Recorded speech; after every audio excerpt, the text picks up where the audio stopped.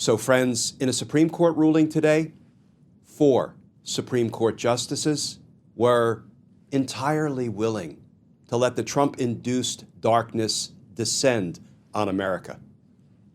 But the good news is 5 Supreme Court justices were not.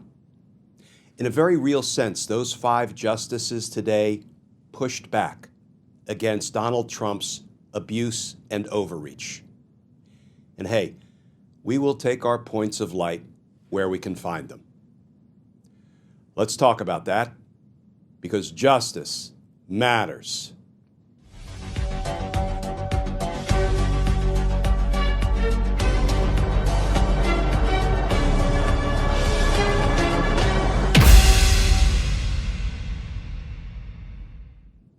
Hey all, Glenn Kirshner here.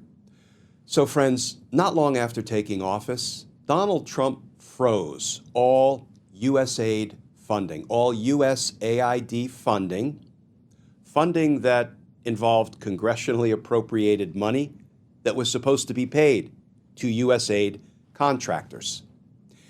And then a judge, a federal court judge in Washington, D.C., Judge Amir Ali, after some litigation, ordered the Trump administration to pay what it owed to those contractors for work already completed. So, of course, the Trump administration ran up to the Supreme Court to try to put a stop to Judge Ali's order to pay what they owed these USAID contractors. And the Supreme Court, by a 5-justice majority, just rejected the Trump administration's position and upheld Judge Ali's order. Let's start with the new reporting. This from NBC News. Headline, Supreme Court rejects Trump administration's bid to avoid paying USAID contractors. And that article begins, the Supreme Court on Wednesday backed a federal judge's power to order the Trump administration to pay $2 billion to U.S. Agency for International Development contractors, but did not require immediate payment. In doing so, the court, on a 5-4 vote, rejected an emergency application filed by the Justice Department after U.S. District Judge Amir Ali issued a series of rulings demanding the government unfreeze funds that President Donald Trump put on hold with an executive order. The court delayed acting on the case for a week. In the meantime, the contractors have not been paid. As the article points out, the government left contractors out of pocket for work already completed, the contractors alleged. Among other things, they said in their lawsuit that the government had failed to follow the correct course under a law called the Administrative Procedure Act. And after rejecting Trump's position, the Supreme Court remanded, sent the case back to Judge Ali with some further instructions about how to proceed. Judge Ali should clarify what obligations the government must fulfill in order to comply with a temporary restraining order issued February 13, the court said. Judge Ali should consider the feasibility of any compliance deadlines, the court added. So, friends, there will be more legal proceedings to come in this case, but there are a couple of important takeaways from the Supreme Court decision. But first, let me mention there were 4 justices who dissented from the majority opinion, and I know you'll be shocked. Are you sitting down? Those 4 justices were Thomas, Gorsuch, Kavanaugh, and Alito. And Alito actually wrote a dissenting opinion.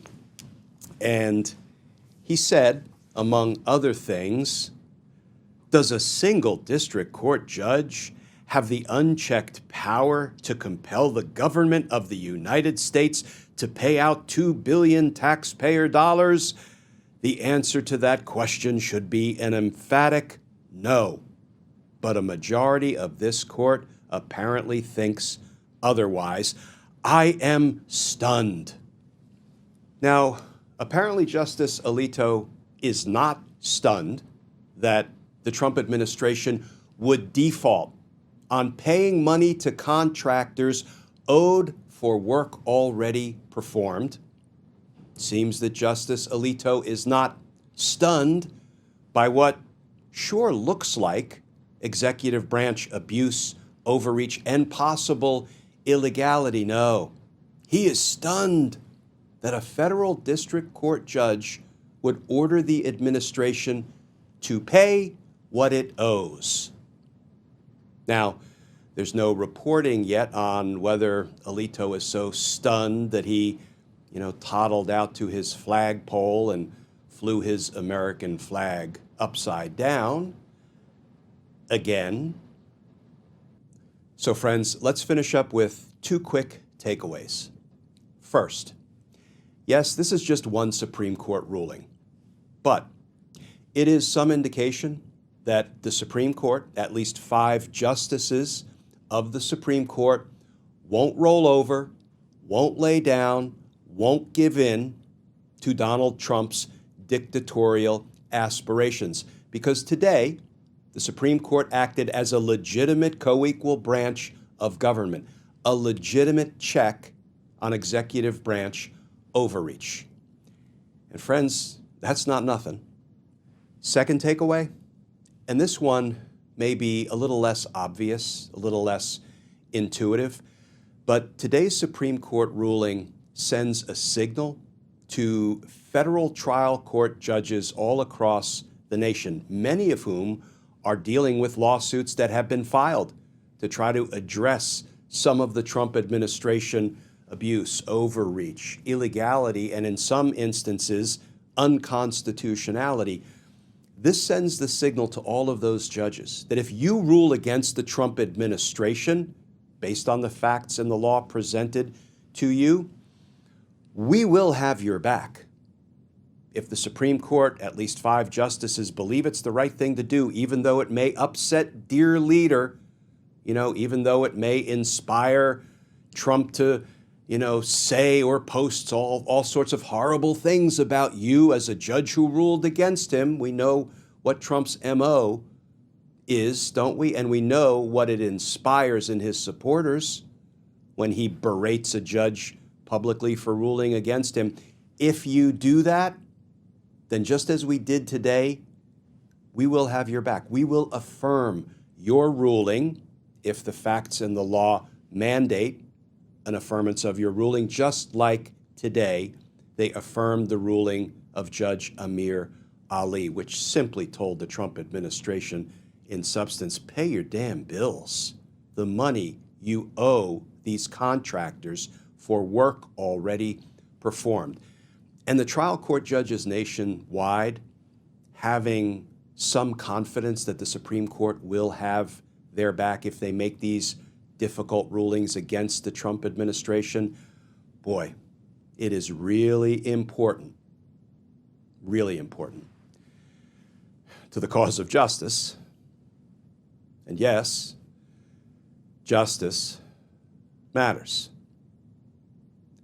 Points of light, friends. They're out there. Friends, as always, please stay safe, please stay tuned, and I look forward to talking with you all again tomorrow.